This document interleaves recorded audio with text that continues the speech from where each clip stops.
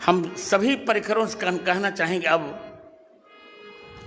जो लोग भी बैठे हैं, हमारे निर्भन जी बैठे हैं, सब लोग बैठे हैं, हाथ जोड़कर मेरी विनम्र प्रार्थना है कि हम सब लोग अब तुलसी पीठ को ही बढ़ाने में अपनी पूरी शक्ति लगाएं। कैसे इसका विकास हो, क्योंकि मेरी शास्त्रीय प्रतिभा अब बाहरी लोगों को पच नहीं रही है, बाहरी लोगों को पच नहीं रही। अभी आज भी एक वीडियो मैंने देखा, बाहरी लोगों को पच नहीं कर रही। उनको लगता कि इन्होंने कर कैसे लिया। बाहर के लोगों को लगता है कि ऋग्वेद से लेकर हनुमान चालीसा पर्यंत शास्त्र इनको कंठस्थ कैसे हो गए। बाहरी लोगों को लगता है कि शास्त्रों की नई नई व्याख्या कैसे करते। अरे मुझे ईश्वर ने प्रतिभा दी तो करते हैं।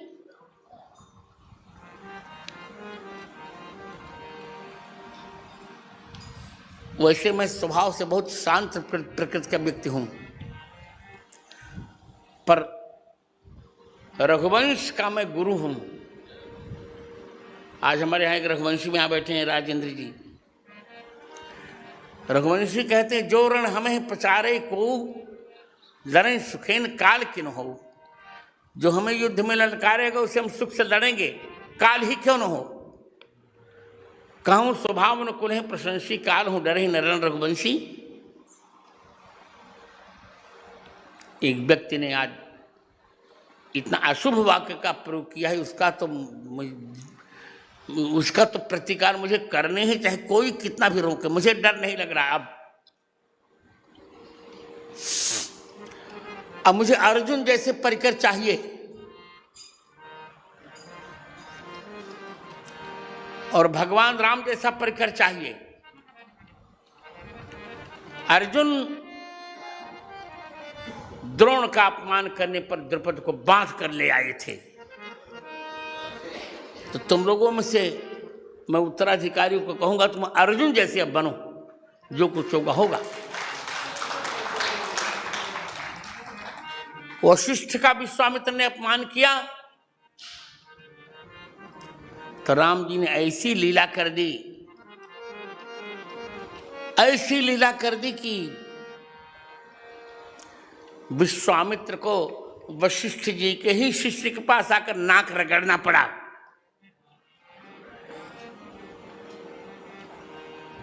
नाक रगड़ना पड़ा। दशरथ के यहां आए विश्वामित्र। यदि दशरथ जी राम लक्ष्मण जी को न देते तो क्या वो यज्ञ की अपना यज्ञ संपन्न कर लेते। और राम जी को भी आनंद आया कि जन्म भर विश्वामित्र जी को गाली देने वाला व्यक्ति, अरे वशिष्ठ जी को आज वशिष्ठ के सामने घुटने टेकने के लिए विवश हो चुका है।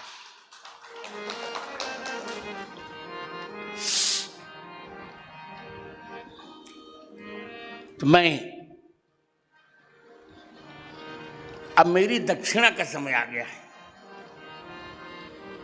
अब तुम लोगों को मेरी दक्षिणा देनी। सब लोग अब बाहरी विरोध छोड़कर, अंतर विरोध छोड़कर एक होकर तुलसी पीठ के विकास के लिए काम करो। ये व्यक्ति ने वीडियो डाला है मेरे लिए, मैं कहने जा रहा, कहूंगा, कोई कितना भी रोके कहूंगा। उन्होंने मेरे लिए लिखा है कि जगत गुरु जी शास्त्रों की शव यात्रा निकाल रहे हैं। क्या बात करते हो यार, मैं शव यात्रा निकाल रहा हूं? मैं बताऊंगा शव यात्रा कैसे कर रहा हूं। मैं शास्त्रों की शव यात्रा नहीं निकाल रहा हूं, मैं शास्त्रों की शिव यात्रा निकाल रहा हूं।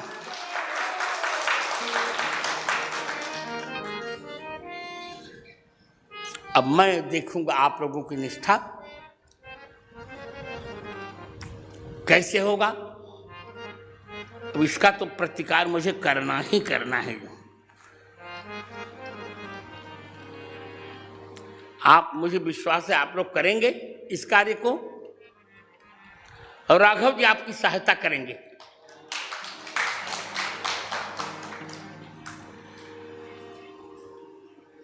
और अंततोगत्वा तो राघव जी इसका प्रतिकार करेंगे ही। यदि मेरी राघव जी के प्रति वास्तविक निष्ठा है शिष्य भाव की, यदि वे मेरे शिष्य हैं निष्ठा से, तो निश्चित रूप से इसका प्रतिकार होगा और जगत देखेगा कि मैं शव यात्रा निकाल रहा हूं कि शिव यात्रा निकाल रहा हूं।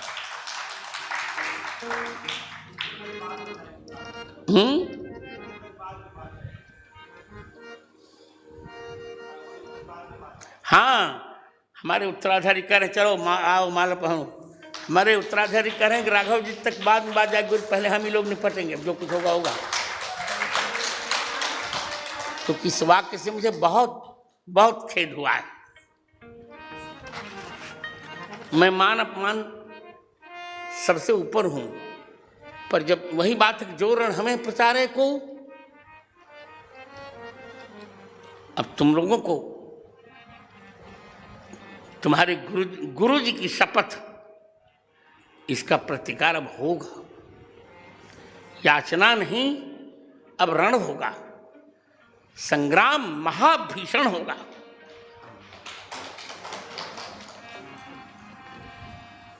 लोग देख नहीं पा रहे हैं तुलसी पीठ को, क्या उत्कर्ष नहीं देख पा रहे हैं। सबको लगता अरे इनको पद्म विभूषण कैसे मिल गया। अरे मिल गया, मेरी योग्यता थी तब मिला। तुम लोग देखो,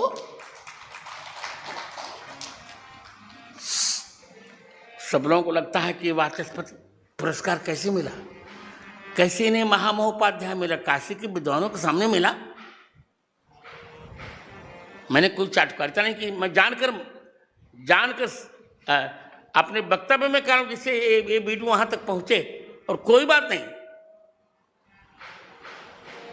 यदि मैं सत्य सदगुरु का लाल हूं तो इसका प्रतिकार करके दिखाऊंगा।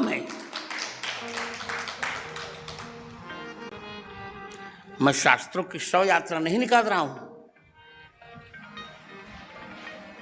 शिव यात्रा निकाल रहा हूं। सीता निर्वासन के संबंध में हमने कहा है सीता जी को राम जी ने नहीं निकाला है धोबी के कहने से, लिखित दिया है, पुस्तक भी मेरी। लोग कहते हैं कि आचार्यों ने कहा है कि लक्ष्मी जी का राम भगवान से वियोग होगा, तो मैं कह रहा हूं सीता जी लक्ष्मी है ही नहीं, यही समस्या है। हमारी सीता जी लक्ष्मी नहीं है। श्रीश्चते लक्ष्मीश्च पत्नौ अहोरात्रे पार्श्वानि नक्षत्राणि पार्श्व नक्षत्राणि व्याप्तम रूपमश्नो व्याप्तम। श्रीश्चते लक्ष्मीश्च पत्नौ, वेद कहते हैं भगवान की दो पत्नियां हैं, श्री और लक्ष्मी। पत्नी पत्न्यों पत्नियां, द्विवचन का प्रयोग किया है वेद ने। तो वही हमारी श्री सीता जी हैं। सीता जी श्री है, लक्ष्मी नहीं है। वो लक्ष्मी की भी लक्ष्मी है, इसे उन पर यह सिद्धांत प्रभावी नहीं होगा। सीता जी का श्री राम से वियोग कभी होता ही नहीं। राम जी महाविष्णु हैं और सीता जी महालक्ष्मी हैं, जिनकी हम अभी नवरात्र में पूजा करें, हमारे उत्तराधिकारी भी पूजा करें। महालक्ष्मी है सीता जी, लक्ष्मी नहीं है, महालक्ष्मी है। दुर्गा सप्तशती में 3 चरित्र हैं, आप लोग तो देख ही रहे होंगे। प्रथम चरित्र, मध्यम चरित्र और उत्तर चरित्र। उत्तम चरित्र नहीं, प्रथम चरित्र है दुर्गा सप्तशती का प्रथम अध्याय। मध्यम चरित्र है दुर्गा सप्तशती का द्वितीय तृतीय चतुर्थ अध्याय। और उत्तर चरित्र है 5वें अध्याय से 13वें अध्याय पर्यंत। और मध्यम चरित्र को ही सबसे श्रेष्ठ माना है दुर्गा सप्तशती में। मध्यम चरित्र को सबसे श्रेष्ठ माना है, क्योंकि मध्यम चरित्र की देवी है महालक्ष्मी जी। सेवे सौरभ सेवे शैरिभ मर्दनी मिह महालक्ष्मी। इसलिए हमारी सीता जी महालक्ष्मी है। सीता जी और राधा जी लक्ष्मी नहीं है, फिर कह रहा हूं वो महालक्ष्मी है। हमारे यहां सीता जी को श्री रामानंद दर्शन में सीता जी को भी भगवान माना गया है।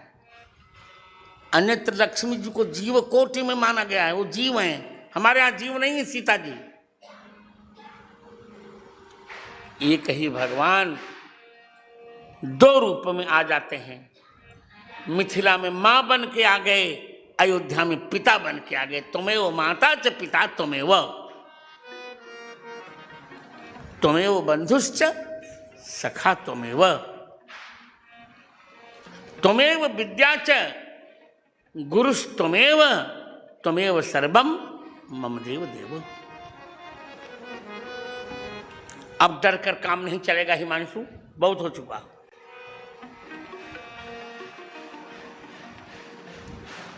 और अब हमारे तुलसी पीठ के परिकरों को भी सिंह बनना हो, मैं तो सिंहासन पर हूं ही। देखते हैं, सिद्ध करना पड़ेगा कि मैं कैसी शव यात्रा निकाल रहा हूं। नहीं तो फिर जो होगा होगा। मैं आज खुल के कह रहा हूं, जो कुछ हो जाए। अब उत्तराधिकारी जी मुझे मत रोकिए। द्वंद्व मैं कहने जा रहा हूं, दंतानाम मोदकानाम च द्वंद्व युद्धम भविष्यति, न जाने जानकी जाने जय कस्य भविष्यति। मैं सीता जी को साक्षात भगवान मानता हूं। एक ही भगवान अयोध्या में, श्री अयोध्या में सच्चिदानंद के रूप में प्रकट हो रहे हैं और श्री मिथिला में संविदानंद के रूप में प्रकट हो रहे हैं।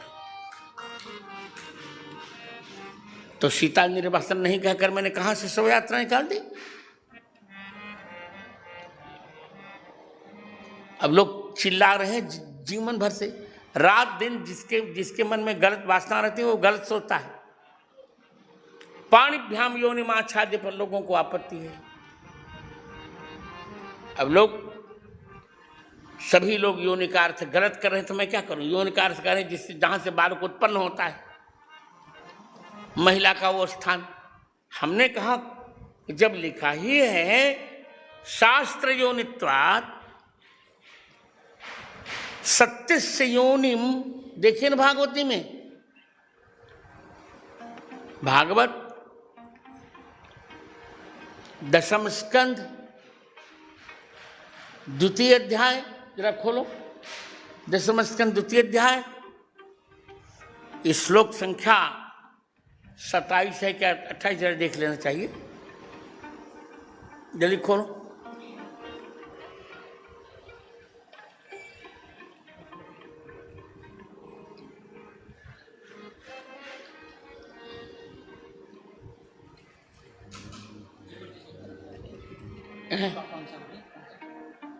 द्वितीय अध्याय 27 से 28 में यहाँ से मारा है, हमारी कहाँ चलेगी? अच्छा 26 क्या है? बस 26वां श्लोक है। योनि शब्द का अर्थ स्पष्ट कारण लिखा है। ये कहाँ से चलेगी तुम्हारा? वो नहीं, वो हमारी दोनों मालें फूल वाली कहाँ से? जब भागवतकार स्वयं कह रहे हैं सत्यव्रतम सत्यपरम सत्यम सत्यस्य योनिम, दूसरी वाली इसी में है, इसको उठाना नहीं चाहिए था ना। सत्यस्य योनिम निहितम च सत्ये, योनिम माने कारण, भगवान सत्य के कारण हैं। तो पाणिभ्याम योनिमाच्छाद्य, गोपियां अपने हृदय में वर्तमान भगवान को दोनों हाथों से ढककर फिर बाहर निकली। तुमने कहां शव यात्रा निकाली?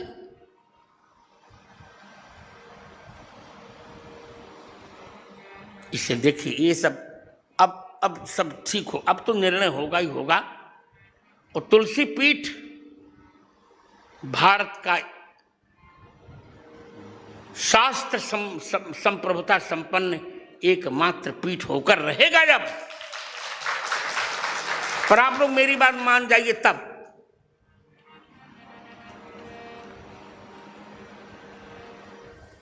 सब लोग अब एक होकर तुलसी पीठ की रक्षा कीजिए। लोग सोचते होंगे कि तुलसी पीठाधीश्वर को दिखाई नहीं पड़ता है तो हम कुछ भी कह लेंगे। ऐसा नहीं है। बाहर से मुझे नहीं दिखाई पड़ता होगा, मैं सहस्र चक्षु हूं, अनंत चक्षु हूं मैं।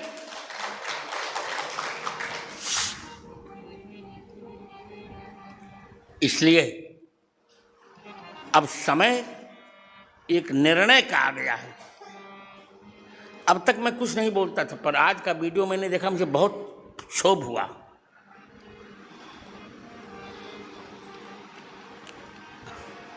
सब लोग अब, सबको मेरी सौगंध है, सबको अब अपना स्वाभिमान छोड़कर, अपनी व्यक्तिगत महत्वाकांक्षा छोड़कर सब लोग अब मेरे स्वाभिमान की सभी लोग तुलसी पीठ के लोग रक्षा कीजिए। अब सब लोग एक रहिए, हम बाहर से लड़ाई लड़ेंगे और देखेंगे कैसे क्या होता है। देखता हूं मैं शास्त्र की शव यात्रा निकाल रहा हूं कि शिव यात्रा निकाल रहा हूं। मेरे वीडियो सुनने वाले जानते हैं। आप ही बताओ, मैं यदि शास्त्र में यदि शास्त्र का गंभीर चिंतन न करके मैं सिद्ध इनकी बात मान लूं, कितना बड़ा अनर्थ होगा कि गर्भवती सीता जी को राम जी ने निकाल दिया। महिलाओं का एक कितना बड़ा अपमान है ये। इससे बड़ा महिला का अपमान क्या होगा बताओ? आप बताओ। यदि मैं वैसे कह दूं आप इन लोगों की भांति कि गोपियां बिना वस्त्र के नहा रही थीं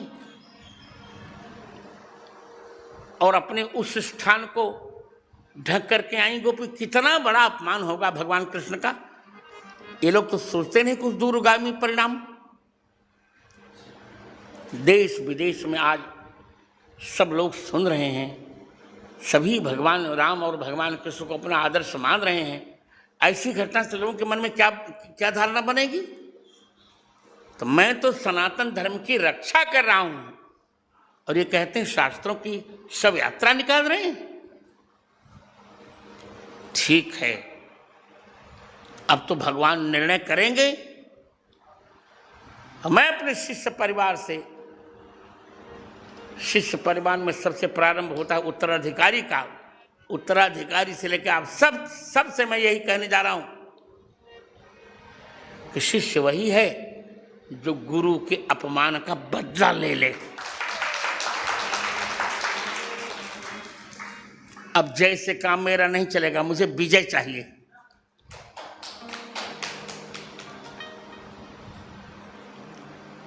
अब मैंने अपनी धारणा सब बदल डाली। केवल कथा में आने से 5 मिनट पहले से मैंने अपनी धारणा बदल दी है। अब आप लोगों की परीक्षा होगी, मेरी तो हो चुकी, मेरी तो होनी है। मैं तो अपनी परीक्षा में उत्तीर्ण होऊंगा ही। अब देखूंगा कि आप अपने गुरु के प्रति और अपने पीठ के प्रति कितनी निष्ठा रखते हैं। चलिए।